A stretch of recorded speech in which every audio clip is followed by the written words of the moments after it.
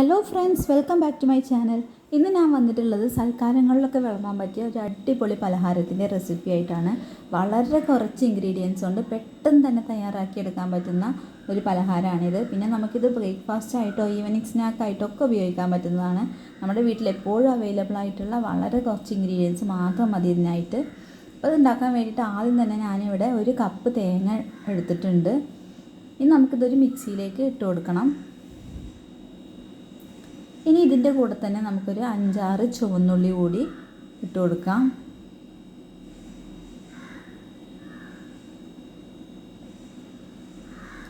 ഇനി ഇതിലേക്ക് 1 ടീസ്പൂൺ പെരിഞ്ജീരകം ചേർത്ത് കൊടുക്കാം. വലിയ ജീരകമാണ്. 1 ടീസ്പൂൺ ഇട്ട് കൊടുക്കാം. ഇനി ഇതെല്ലാം കൂടി നമുക്കൊന്ന് ചതച്ചെടുക്കണം. ഒട്ടും വെള്ളം ചേർക്കരുത്, ജസ്റ്റ് ഒന്ന് ചതച്ചെടുത്താൽ മതി, നന്നായിട്ട് അരയും ചെയ്യരുത്. അപ്പോൾ അതാ ഈ ഒരു പരുവത്തിലാണ് ഞാനിവിടെ ചതച്ചെടുത്തിട്ടുള്ളത്. നമുക്കിനി ഇതൊന്ന് മാറ്റി വെക്കാം. ഇനി നമ്മുടെ പത്തിരി തയ്യാറാക്കാൻ വേണ്ടിയിട്ടുള്ള അരിപ്പൊടി എടുക്കാം. 1.5 കപ്പ് വറുത്ത അരിപ്പൊടിയാണ് ഞാൻ എടുത്തിട്ടുള്ളത്. വറുക്കാത്ത അരിപ്പൊടിയാണെങ്കിലും കുഴപ്പമൊന്നുമില്ല. നമ്മൾ പത്തിരിക്കൊക്കെ ഉപയോഗിക്കുന്ന നല്ല നൈസായിട്ടുള്ള പൊടി തന്നെ വേണം എടുക്കാനായിട്ട്. അപ്പോൾ ഇത് 1.5 കപ്പ് ഞാൻ എടുത്തിട്ടുണ്ട്. ഇതൊന്നിവിടെ മാറ്റി വെക്കാം. ഇനി നമുക്കൊരു പാത്രത്തിൽ 1.5 കപ്പ് വെള്ളം എടുത്തിട്ട് തിളപ്പിക്കാനായിട്ട് വെക്കാം. അപ്പോൾ നമ്മൾ ഏത് പാത്രത്തിലാണോ അരിപ്പൊടി എടുത്തിട്ടുള്ളത് അതേ അളവിൽ തന്നെ വെള്ളം എടുക്കാനായിട്ട് ശ്രദ്ധിക്കണം. വെള്ളം ഒട്ടും കൂടി പോകരുത്. ഇനി വെള്ളത്തിലേക്ക് ആവശ്യത്തിനുള്ള ഉപ്പ് കൂടി ചേർത്ത് കൊടുക്കണം.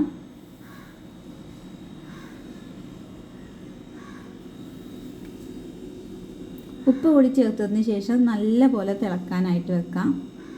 ഇപ്പോൾ വെള്ളം നല്ലപോലെ തിളക്കുന്നുണ്ട്. ഈ സമയത്ത് നമുക്കിതിലേക്ക് നമ്മൾ എടുത്തു വെച്ചിട്ടുള്ള അരിപ്പൊടി ചേർത്തിട്ട് നന്നായിട്ട് ഇളക്കി കൊടുക്കാം.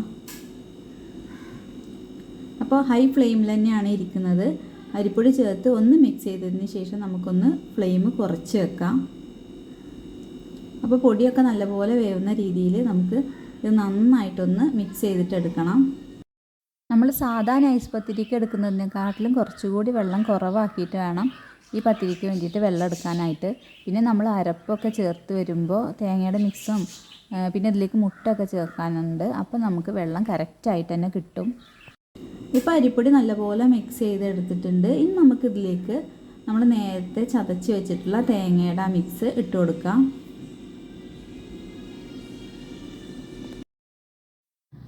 തേങ്ങ ചതച്ചത് കൂടി ചേർത്തിട്ട് ഇത് നല്ലപോലെ തന്നെ നമുക്കൊന്ന് മിക്സ് ചെയ്തിട്ടെടുക്കാം. അതിനുശേഷം നമുക്കിതൊരു 5 മിനിറ്റ് മാറ്റി വെക്കാം. ഈ മാവൊന്ന് ചൂടാറി വരണം. എന്നിട്ട് വേണം നമുക്കിതിലേക്ക് മുട്ട ചേർത്ത് കൊടുക്കാനായിട്ട്. അപ്പോൾ ഇതൊന്ന് ചൂടാറി വരട്ടെ. ആ സമയം കൊണ്ട് നമുക്ക് ഒരു മുട്ട ഒരു ബൗളിലേക്ക് പൊട്ടിച്ചൊഴിച്ചിട്ട് നല്ലപോലെ ഒന്ന് ബീറ്റ് ചെയ്തിട്ട് എടുത്ത് വെക്കാം. അപ്പോൾ 1.5 കപ്പ് പൊടിയിലേക്കാണ് ഞാൻ ഒരു മുട്ട ചേർത്ത് കൊടുക്കുന്നത്. അപ്പോൾ പൊടി എടുക്കുന്നതിൻ്റെ അളവിനനുസരിച്ചിട്ട് നമുക്ക് മുട്ടയും കൂടുതൽ ചേർത്ത് കൊടുക്കാം. ഇപ്പോൾ ഏകദേശം ഒന്ന് ചൂടാറി വന്നിട്ടുണ്ട്. നമുക്കിതിലേക്ക് 1 ടീസ്പൂൺ കരിഞ്ജീരകം ചേർത്ത് കൊടുക്കാം. കരിഞ്ജീരകം ചേർക്കുമ്പോൾ ഈ പലഹാരത്തിന് പ്രത്യേക ഒരു ടേസ്റ്റാണ്, നല്ല ടേസ്റ്റാണ് കരിഞ്ജീരകം കൂടി വരുമ്പോൾ. കരിഞ്ജീരകം ചേർത്തിട്ട് നല്ലപോലെ ഒന്ന് മിക്സ് ചെയ്തിട്ട് എടുക്കണം. എന്നിട്ട് നമുക്കിതിലേക്ക് നമ്മൾ ബീറ്റ് ചെയ്ത് വെച്ചിട്ടുള്ള മുട്ട ചേർത്ത് കൊടുക്കാം. ഇനി മുട്ട കൂടി ചേർത്തിട്ട് നല്ലപോലെ ഒന്ന് മിക്സ് ചെയ്തെടുക്കാം. ആ മുട്ട എല്ലാ ഭാഗത്തും മാവിൻ്റെ എല്ലാ ഭാഗത്തേക്കും എത്തുന്ന രീതിയിൽ നല്ലപോലെ ഒന്ന് നമുക്ക് മിക്സ് ചെയ്തിട്ട് എടുക്കാം. അപ്പോൾ മുട്ട ഒരിക്കലും ചൂടോടുകൂടി ചേർക്കരുത്. ചൂടോടുകൂടി ചേർത്ത് കഴിഞ്ഞാൽ നമ്മുടെ പത്തിരി ശരിയാവില്ല. അപ്പോൾ ചൂടാറിയതിന് ശേഷം മാത്രം മുട്ട ചേർക്കുക.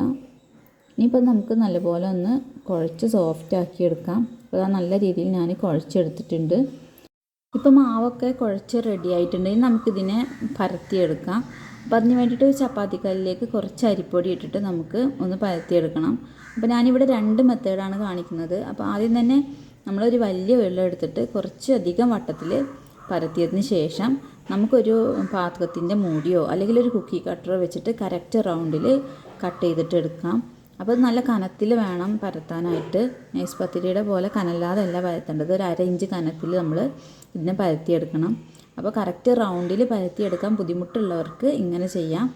അല്ലാന്നുണ്ടെങ്കിൽ നമുക്ക് ചെറിയ ബോൾസ് ആക്കിയിട്ട് ചെറിയ ചെറിയ പത്തിരികൾ പരത്തി കൊടുക്കാം. അപ്പോൾ സാധാരണ ഗതിയിൽ ഈ വെളിച്ചെണ്ണ പത്തിരിയുടെ അരികുവശങ്ങളിൽ ചെറിയൊരു ഡിസൈൻ പോലെ കൊടുക്കും.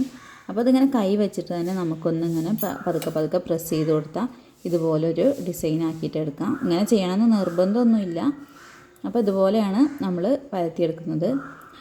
ഇനി വേണമെന്നുണ്ടെങ്കിൽ നമുക്ക് ചപ്പാത്തി പ്രസ്സിൽ വെച്ചിട്ട് ഓരോ ഉരുളകൾ വെച്ചിട്ട് ഒന്ന് ജസ്റ്റ് പ്രസ് ചെയ്തെടുത്തിട്ടും ഇതുപോലെ തന്നെ ചെയ്യാവുന്നതാണ്.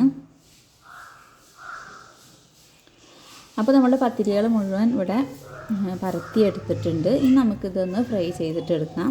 അപ്പോൾ ഇതിൻ്റെ പേര് തന്നെ വെളിച്ചെണ്ണ പത്തിരി എന്നാണല്ലോ, അതുകൊണ്ട് നമുക്ക് വെളിച്ചെണ്ണയിൽ തന്നെ ഇത് ഫ്രൈ ചെയ്തിട്ടെടുക്കാം.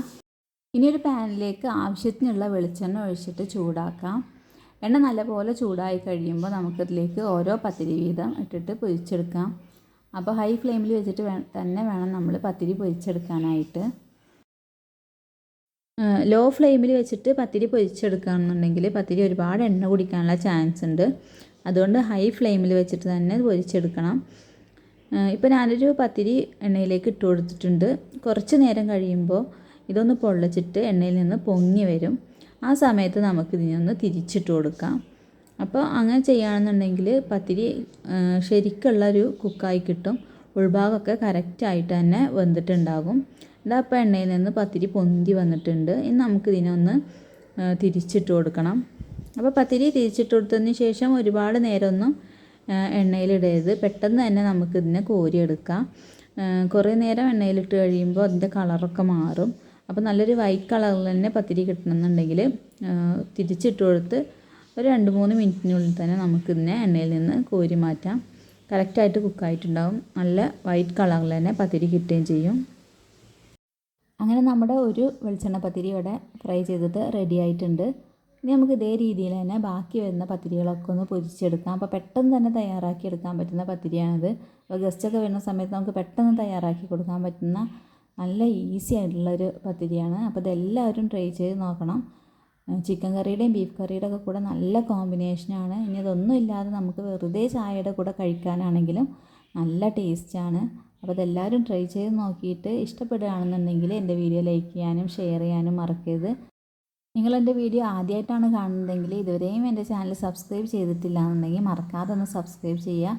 കൂടെ തന്നെ വരുന്ന ബെൽ ബട്ടണിൽ ഓൾ എന്ന ഓപ്ഷൻ കൂടി ഒന്ന് എനേബിൾ ചെയ്ത് വെക്കുകയാണെന്നുണ്ടെങ്കിൽ ഞാനിടുന്ന എല്ലാ വീഡിയോസിൻ്റെയും നോട്ടിഫിക്കേഷൻ നിങ്ങൾക്ക് കിട്ടും. അപ്പോൾ ഇനി പുതിയൊരു വീഡിയോ ആയിട്ട് നമുക്ക് വീണ്ടും കാണാം.